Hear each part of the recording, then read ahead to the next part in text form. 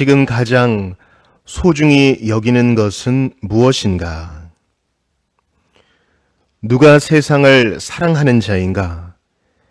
세상의 것을 무엇보다 우선하는 사람, 곧 이 세상 것을 유일하다 알고 가장 소중히 여기는 사람이다.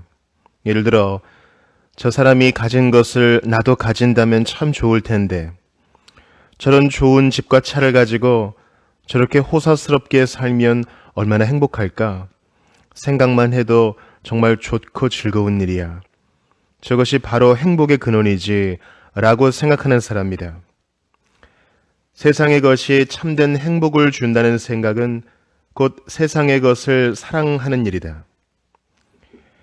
황금의 입이라 불렸던 크리소스토무스는 하늘에서 빛나는 태양보다 자신의 재물이 더 아름답다고 생각하는 탐욕스러운 사람이 있다고 말했다. 세상의 것을 가장 아름답게 생각하는 사람이 있다.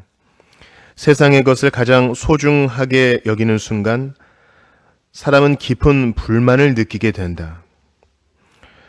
그러나 하나님과 그분의 성도는 세상의 것을 그처럼 소중하게 우러러보지 않는다.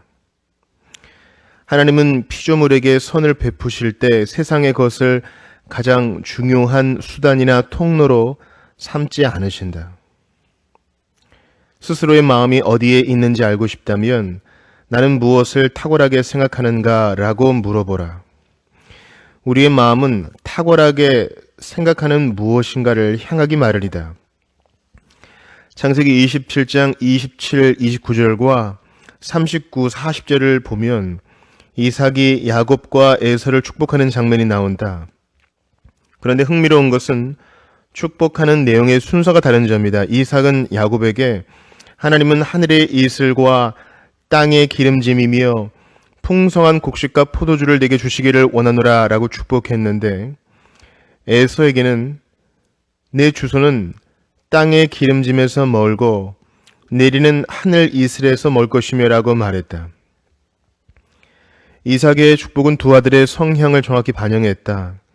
이삭은 두 아들 모두에게 하늘의 이슬과 땅의 기름짐을 언급했다. 그러나 야곱을 축복할 때에는 하늘의 이슬을 먼저 언급했고 에서에게는 땅의 기름짐을 먼저 언급했다. 경건한 사람도 땅의 것이 필요하다. 그리스도께서 말씀하셨듯 성부 하나님은 그런 것이 우리에게 필요함을 잘 아신다. 그러나 경건한 사람은 하늘의 이슬을 가장 중요하게 생각하고 땅의 축복은 그 다음으로 여긴다.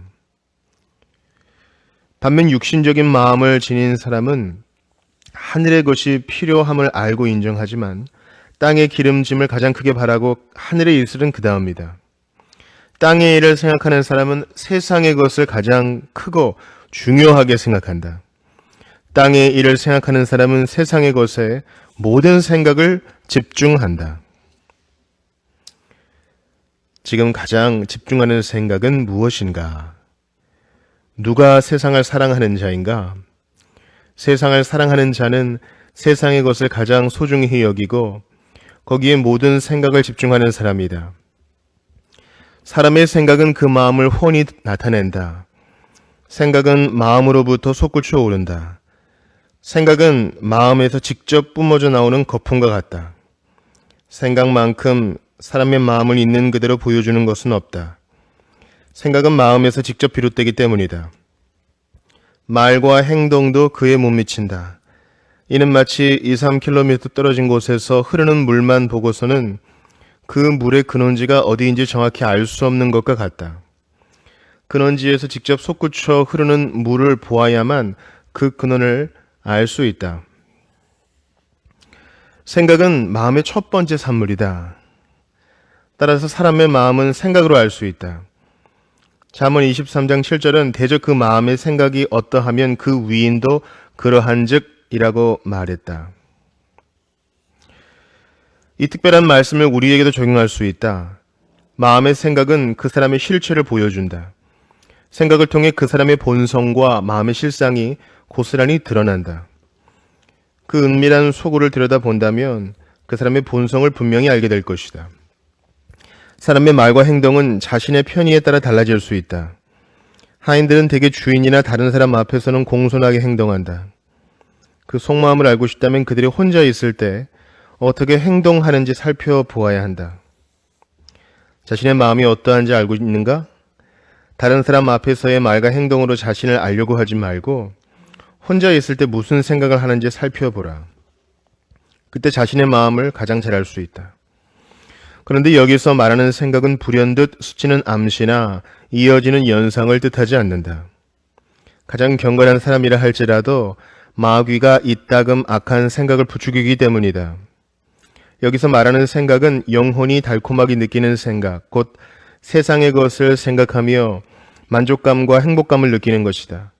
세상의 것에 생각이 힘을 온통 집중하면 무엇보다 마음이 거기에 이끌리기 마련이다. 물론 심령이 연약할 때는 암시나 유혹을 통해 이것저것 헛된 생각을 일삼을 수 있다. 그러나 사람은 혼자 자유롭게 있을 때 자신의 본성을 가장 잘 드러낸다. 혼자 있을 때도 하나님을 생각하는 일이 참으로 은혜롭구나. 나는 그분의 율법을 주야로 묵상한다라고 생각하는가? 거기서 꿀보다 더 달콤한 은혜를 맛보는가? 부정한 죄인은 혼자 있을 때 부정한 생각을 하며 만족을 느낀다. 세상을 사랑하는 사람은 세상의 것을 달콤하게 느끼고 야심에 가득 찬 사람은 혼자 있을 때 스스로의 교만을 가장 만족스럽게 여긴다. 그는 2-3시간씩 그런 일을 생각하며 기쁨과 쾌락을 느낀다. 이것이 바로 세상의 것을 사랑하는 일이다. 지금 마음을 사로잡고 있는 것은 무엇인가? 누가 세상을 사랑하는 자인가? 세상의 것에 마음을 두는 사람이다. 그는 생각뿐만 아니라 마음에서부터 세상의 것을 추구한다. 시편 저자는 내 영혼이 진토에 붙어 싸우니 라고 말했다. 물론 이 말씀은 세상 것에 대한 표현이 아니지만 이 주제와 관련해 적용할 수 있다. 세상에 마음을 두는 사람의 영혼은 세상에 밀착되고 그의 정신은 세상과 하나 된다. 따라서 그는 찌꺼기처럼 불순하다. 그 역시 모든 사람에게 주어지는 은사와 자연을 누릴 수 있고 심지어는 성령의 생각을 경험할 수 있다. 하지만 그 정신은 찌꺼기처럼 불순하다. 정신이 세상과 하나 되었기 때문이다. 그도 세상의 것이 허무하다는 말에 잠시 귀를 기울일지 모른다. 하지만 말이 끝나자마자 다시 땅의 일에 집착한다. 그는 하늘의 것이 지극히 탁월하다는 것을 잠시 귀담아 들을지 모르지만 말이 마치자마자 남자가 여자를 사랑하듯 여전히 세상의 것에 집착한다. 들릴라에게 정신이 빼앗긴 삼손처럼 한 여자에게 정신을 빼앗긴 남자는 그녀의 단점에 대해 듣고 다른 여자가 더 낫다는 말을 들어도 여전히 그녀에 대한 집착을 버리지 못한다. 이처럼 세상을 사랑하는 사람도 세상의 것에만 집착한다. 그는 땅의 것은 허무하고 하늘의 것은 탁월하다는 말을 아무리 많이 들어도 뱀의 배가 흙에 밀착된 것처럼 땅의 것에만 집착한다. 이것이 세상의 것을 사랑하는 사람의 특성이다. 세상 근심 걱정으로 마음이 가득한가? 누가 세상을 사랑하는 자인가? 세상 근심 걱정이 마음에 가득한 사람이다. 그는 무엇을 마실까? 무엇을 먹을까? 무엇을 입을까? 어떻게 나와 가족이 먹고 살까? 나는 앞으로 어떻게 될까? 지금은 건강하지만 앞으로는 어떨까를 걱정한다. 만일 마음속에 온통 근심이 가득하고 세상 것에 대한 생각에서 벗어나지 못한다면 곧 세상을 사랑한다는 명백한 증거이다. 마음의 근심 걱정을 일으키는 요인은 크게 2가지이다.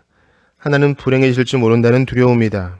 예를 들어 혹시라도 낙심하게 된다면 크게 불행해지고 말 거야. 그런 일이 일어나면 어떡하지? 그때는 어떻게 해야 할까라는 식으로 걱정한다. 다른 하나는 그런 낙심을 확실히 예방할 수 없다는 두려움이다. 낙심하게 되면 불행해질 것이 뻔한데 그런 일을 방지할 수단이 턱없이 부족하고 미약해서 믿고 의지하기 어렵구나. 결국 낙심하게 되겠지라는 생각이다. 세상의 것을 사랑하는 사람은 세상 일에 대한 근심 걱정을 잠시도 떨쳐버리지 못한다. 그는 세상의 것을 가장 좋게 여기기에 낙심할 일이 생기면 다 망했다며 주저앉아 버린다. 재산이나 외적인 위로의 수단을 잃는 것을 두려운 일, 감당할 수 없는 재앙으로 여긴다. 자신과 가족을 부양할 수단이 확실하지 않다고 생각하며 늘 거기에 몰두한다. 그도 세상의 것은 불확실하다는 사실을 경험으로 알고 있다. 성경은 그와 그 가족을 하나님이 보살피신다고 약속했지만 그는 안타깝게도 그 약속을 믿지 않는다. 오히려 그 약속을 가장 불확실하고 연약한 수단으로 생각한다. 그들은 주님, 우리를 불쌍히 여기소서라고 말하면서도 성경 말씀 외에 달리 믿을 것이 없는 상황을 가장 불행하고 비참하게 여긴다. 그러나 하늘의 것을 사랑하는 사람은 다르다. 그는 세상의 것이 모두 사라져도 크게 당황하지 않는다. 그는 사업이 실패할 수 있고 욥처럼 재산을 강탈당할 수도 있지만 나는 망하지 않으며 행복은 사라지지 않는다. 모든 것이 사라져도 나는 위로를 받을 것이다. 최악의 상황이 닥쳐도 나는 망하지 않을 것이다 라고 생각한다. 재산을 모두 해외에 투자한 사람은 혹시나 해외에서 나쁜 소식이 들려오지 않을까 매우 근심한다. 그러나 국내에 자신과 가족을 부양할 상당한 재물과 집과 토지를 비축한 사람은 서로 해외에서 나쁜 소식이 들려오더라도 크게 근심하지 않는다. 이처럼 세상의 모든 재산을 쌓아둔 사람은 그것이 그의 유일한 분기시기에 실패하면 그것으로 끝장이다. 그러나 경건한 사람은 세상 외에 하늘에도 의지할 보화를 쌓아두었기에 안심한다. 또한 경건한 사람은 외적인 상황이 불확실할 때에도 내가 너를 버리지 않을 것이다. 내 모든 근심을 내게 맡겨라. 내가 너를 돌보리라 라는 하나님의 약속을 굳게 붙잡는다. 그는 그 약속을 확실한 도움의 수단으로 간주한다. 어떤 불행이 닥치든 딛고 설 약속이 있기에 근심 걱정에 치우치지 않는다. 그러나 세상을 사랑하는 사람은 자신을 도울 사람이 아무도 없으니 실패하면 그것으로 모든 것이 끝장이라고 생각한다. 따라서 그의 마음에는 근심 걱정이 가득할 수밖에 없다.